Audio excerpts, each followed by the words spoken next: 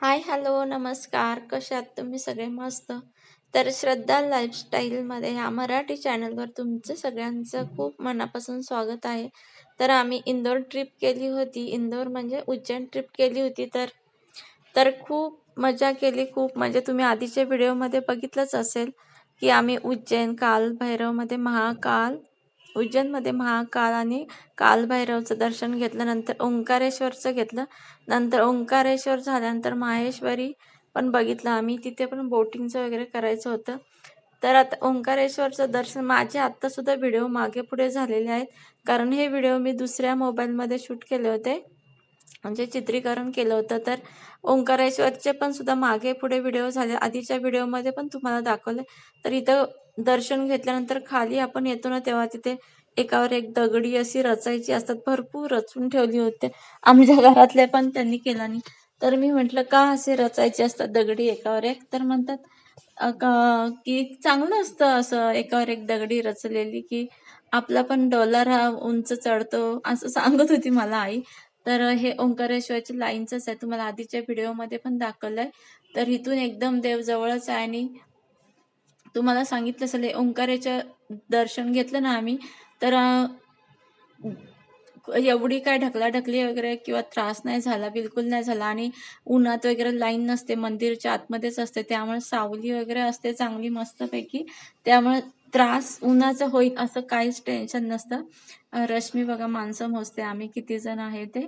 तर ती नेमकी व्हिडिओमध्ये दिसते. तर आम्ही ही उज्जैन ट्रिप कशी केली, कसं नियोजन होतं हे जर तुम्हाला पाहिजे असेल तर म्हणजे ऐकायचं असेल किंवा माहिती करून घ्यायचं असेल तर मी तुम्हाला एक व्हिडिओ नक्की बनवेन तुमच्यासाठी. तर हे इंदोरमधलं गणपतीचं मंदिर होतं. तर इथं इंदोरमधील किंवा आसपासचे जे लोक असतील ते खूप म्हणजे ह्या गणपतीवर खूप श्रद्धा आहे ह्यांची आणि तिथे नवीन गाडी वगैरे घेतली तर इथंच आणतात पूजा करायला.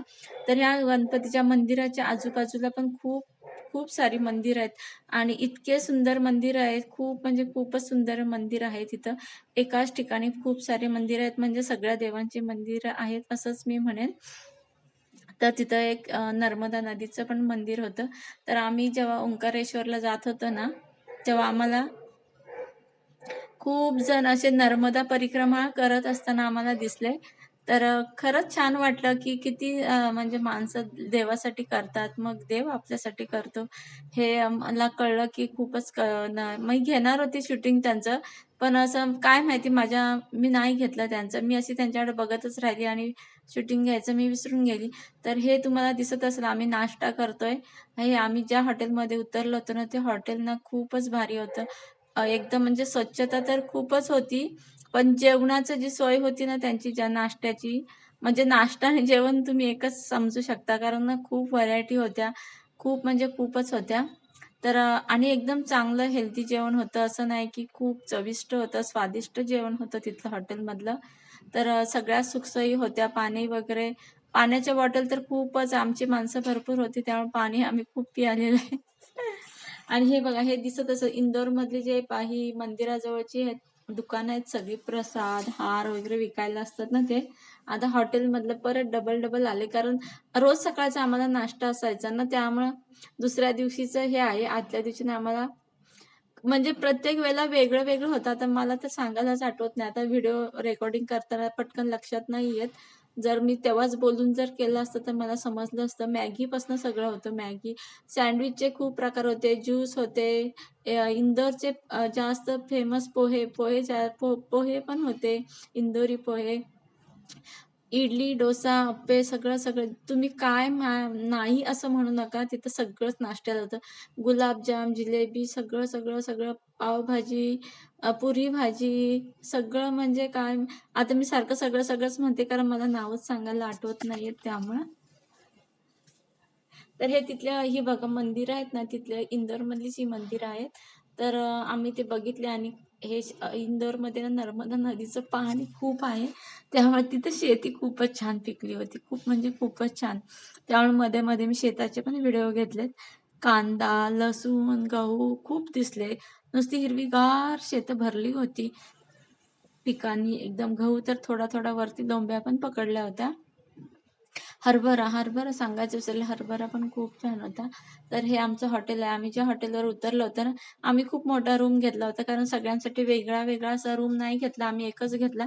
कारण आम्हाला सगळ्यांना एकत्र मजा करता यावी म्हणून. आणि नंतर हॉटेल खूप भारी होतं म्हणून काय फोटोशूट करणार नाही असं होणारच नाही. आमच्या घरातले सगळे फोटोचे शौकीन आहेत एकदम. त्यामुळे फोटोज सगळे आम्ही काढलेले. सकाळी नाश्ता केल्यानंतर फोटोज काढत होतो आम्ही. नंतर मग आम्ही फोटो काढल्यानंतर नंतर परत आम्ही हॉटेलवर येणार नव्हतो. तसंच आम्ही माहेश्वरीला जाणार होतो आणि तसंच आम्ही एअरपोर्टला जाणार होतो. म्हणजे परत आम्ही डायरेक्ट पुण्याला येणार होतो. तर आधीच्या व्हिडिओमध्ये तुम्हाला दिसली असेल एक रील्स आम्ही ओंकारेश्वरला जाताना एक रील्स बनवली होती. आणि हे तुम्हाला दिसतंय ना आता, हे याचं आहे माहेश्वरीचं आहे. आता हे बघ इथे पण व्हिडिओ मागे-पुढे झालेत. जेव्हा दुसऱ्या मोबाईलमधनं व्हिडिओ येतात ना, तर तुम्ही थोडं समजून घ्या. हे माहेश्वरचंच आहे.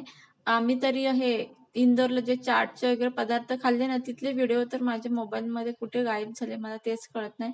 हे माहेश्वरीचं आहे. अहिल्यादेवींनी जे युद्ध करताना जे म्हणजे त्यांची खूप माहिती होती. तिथं व्हिडिओ चित्रीकरण करायला अलाउडच नव्हतं. त्यामुळे तिथलं तर नाहीच केलं. गन होत्या, तलवारी होत्या, ढाली होत्या.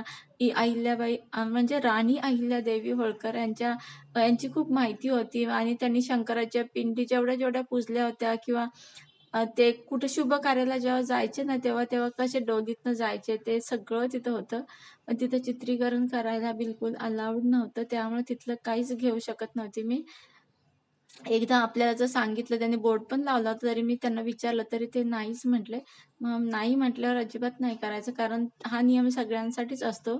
आपल्या एकट्यासाठी नसतो म्हणून नाही मी केलं.